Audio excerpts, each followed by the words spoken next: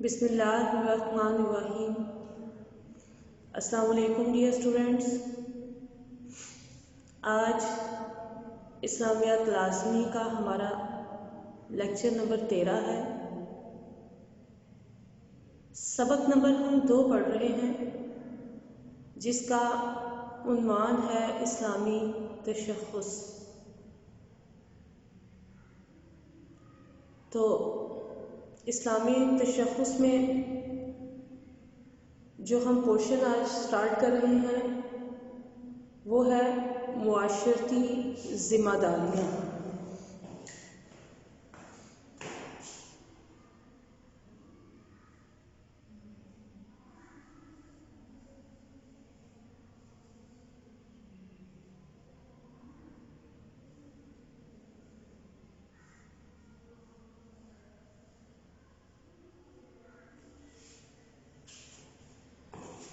وہ ہے معاشرتی ذمہ داری۔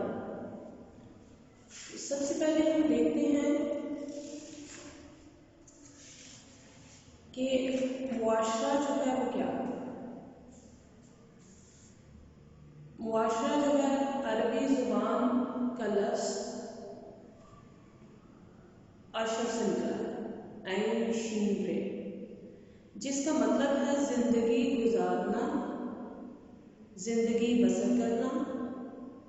اور انگلش میں اس کے لیے جو لفظ استعمال ہوتا ہے وہ ہے سوسائٹی۔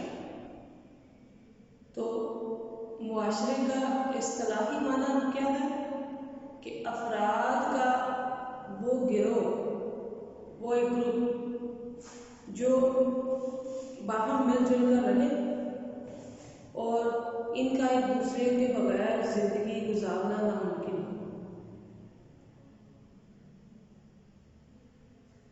تو معاشرے کے جو حصے ہوتے ہیں، ادارے ہوتے ہیں، وہ 7 ہیں۔ کون سے؟ سب سے پہلے معاشرے کی جو بنیادی اکائی ہوتی ہے وہ ایک فرد سے ہوتی ہے۔ فرد سے افراد، افراد سے خاندان، خاندان سے رشتہ دار، پھر محلہ دار، ایک شہر میں رہنے والے لوگ اکٹھے، ایک ملک، اور پھر پوری دنیا، ایک معاشرہ۔ انسان معاشرے کے افراد کے ساتھ مل جل کر زندگی بسر کرنے کا عادی ہے۔ انسان کو معاشرتی حیوان کہا گیا، یعنی ارسطو نے انسان کو معاشرتی حیوان کہا ہے۔ کیوں؟ کیونکہ وہ معاشرے میں اس کی فطرت ہے کہ وہ مل جل کر دوسرے کے لوگوں کے ساتھ رہے، کٹ آف ہو کے وہ نہیں رہ سکتا۔ تو فطرتاً وہ معاشرہ پسند ہے۔ تو ایک معاشرے میں رہتے ہوئے پھر انسان جو ہے اس کا کچھ ذمہ داریاں بھی عائد ہوتی ہیں، جن کی وجہ سے معاشرے کا ماحول جو ہے خوشگوار اور پرسکون ہو جاتا ہے۔ تو ان ذمہ داریوں کو جو ہے معاشرتی ذمہ داریاں کہا جاتا ہے۔ اسلام میں ہر کام جو کیا جاتا ہے اس کا مقصد اللہ تعالیٰ کی خوشنودی ہوتا ہے۔ تو ہر وہ اچھا کام جس کو اللہ پسند کرے اور ہر وہ برا کام جس کو اللہ تعالیٰ نے ناپسند کیا، اس کی بنا پر اسلام کی نظر میں اخلاق کی 2 قسمیں ہیں۔ ایک ہے فضائل اخلاق،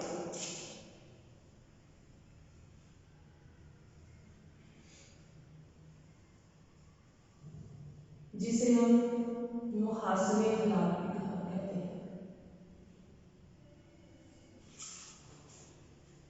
یا اچھے اخلاق بھی کہہ سکتے ہیں۔ اور نمبر 2 ہے رذائل اخلاق، جسے ہم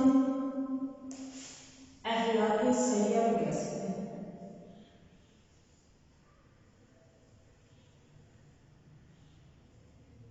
یا برے اخلاق بھی کہہ سکتے ہیں۔ تو وہ اخلاق جن کو اللہ تعالیٰ پسند فرماتا ہے وہ محاسن اخلاق ہیں، اور وہ اخلاق جن کو اللہ تعالیٰ نے ناپسند فرمایا وہ برے اخلاق ہیں۔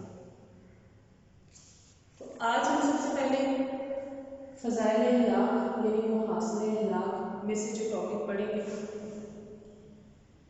اس کو ڈسکس کریں گے، وہ ہے دیانت داری۔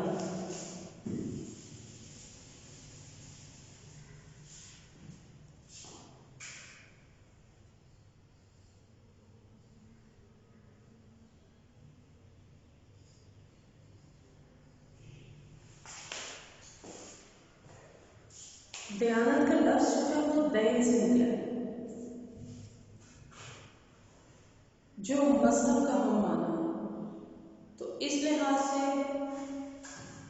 دیانتدار کو جو ہے ایماندار کے لفظ سے تعبیر کی ہے۔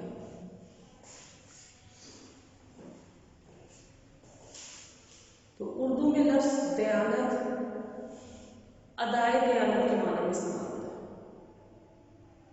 چنانچہ دیانتداری کا عام مفہوم یہ ہے کہ اگر کوئی شخص اپنی کوئی چیز کسی کے پاس امانت کے طور پر رکھوائے تو مطالبہ کرنے پر اس کی امانت بالکل اسی طرح لوٹا دی جائے۔ تو دیانت کا متضاد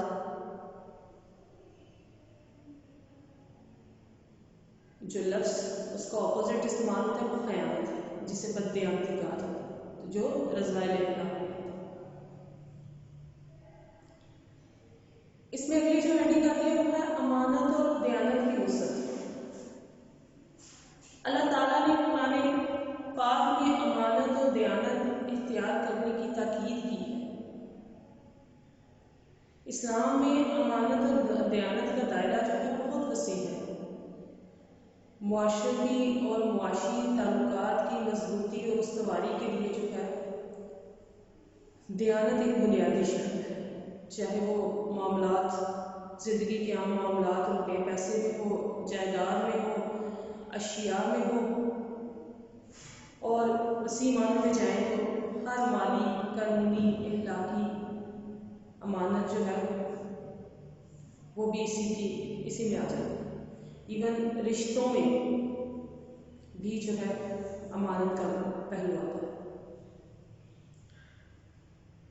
اب ہم دیکھتے ہیں دیانتداری کے بارے میں قرآن پاک کیا کہتا ہے۔ سورہ نساء کی آیت نمبر 58 ہے، بے شک اللہ تمہیں حکم دیتا ہے کہ تم امانتیں ان کے مالکوں کو لوٹا دو۔ پھر سورہ مومنون کی آیت ہے، اور ایماندار لوگ وہ ہیں جو اپنی امانتوں اور عہد کی پاسداری کرتے ہیں۔ اب ہم دیکھتے ہیں کہ حدیث مبارکہ جو ہے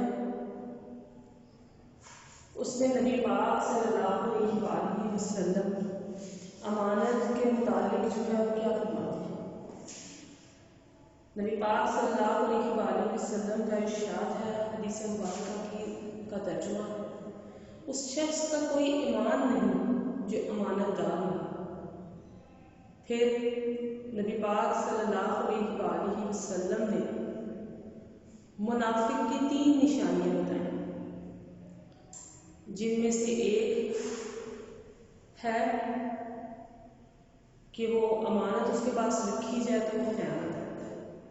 یعنی حدیث مبارکہ کا ترجمہ ہے، منافق کی 3 نشانیاں ہیں، جب وہ بات کرے تو جھوٹ بولے، وعدہ کرے تو وہ خلاف ورزی کرے، اور جب اس کے پاس امانت رکھی جائے تو اس میں خیانت ہے۔ نبی پاک صلی اللہ علیہ وآلہ وسلم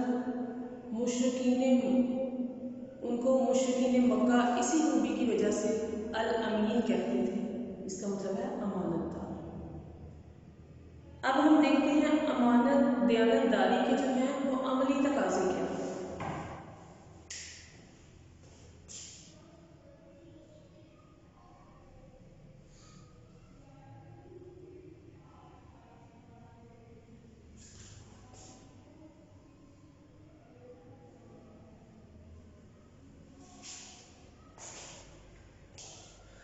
سب سے